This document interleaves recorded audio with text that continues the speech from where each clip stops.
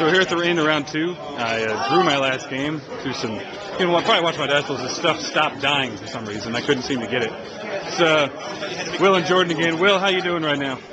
Doing all right.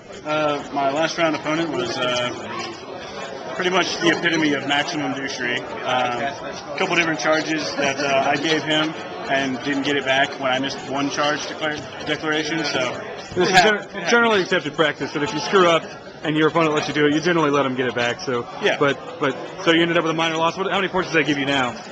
Total after the 24 the first round and 9 this round, 33. 33 out of 48. So he's still doing it. The top tables didn't do too well in terms of points.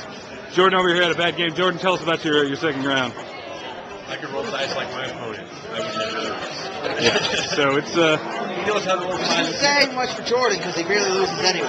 Yeah, it's pretty big. So Team Austin's not doing so well right now. And I got to tell you, right now, Abe's not doing anything. He's been my assistant. Playing Warhammer with an assistant is the way to go. Except when he's falling asleep on my stuff. So we're here in Game 3 with my opponent. Say your name. Joe Flesh. Where are you from, Joe?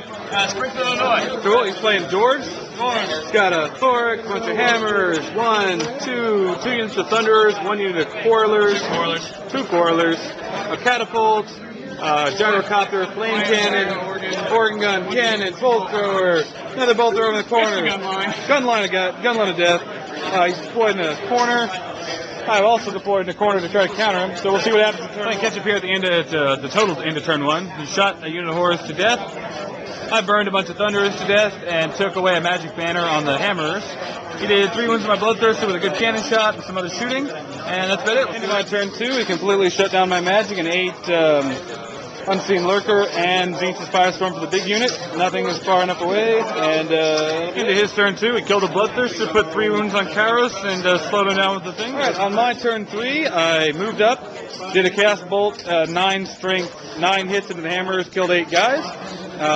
Killed a couple crew here and there, finally ran him out of scrolls, shot the gyrocopter to death. On his turn 3, he killed Kairos finally with all the shooting in his army.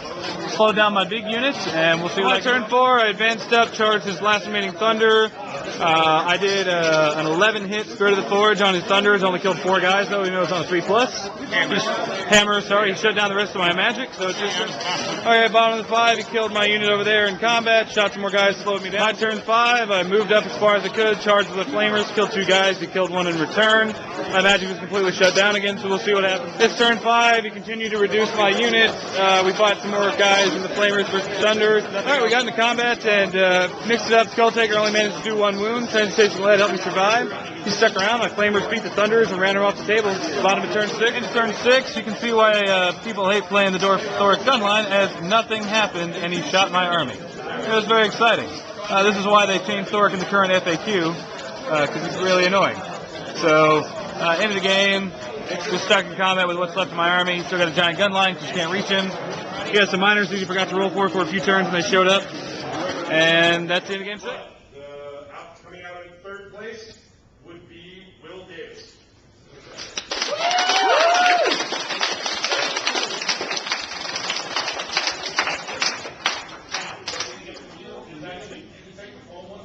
You're welcome to it.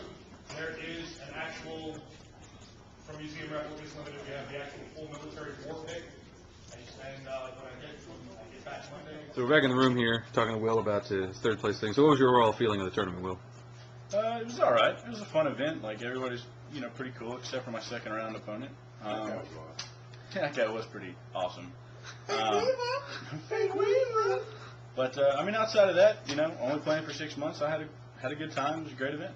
Is there anything you would change about the tournament? The prize structure. For 3rd place, I got the Mace trophy that I'm sure we'll get in a later video. It's going to cost $20 to get back. That it's going to cost me to get back on an airplane. Would have been nice to get some sort of plastic out of it that cost them a few cents to make. So. Yeah. Jordan, what did you win last year as the winner of the first year ArdBoys? I mean, this so much. I won like all their hobby stuff, paint kit, like tool kits and all that. I won a Forge World piece, and I won like 8 army boxes. Plus, they gave out another 3 army boxes to me in the events. Because during the events last year, you would be able to call out first kid generals dead, or first most expensive units dead, first massacre, and like you would yell, "I won that!" And some guy would give you an army box. This year, I mean, the prize for Non-existent.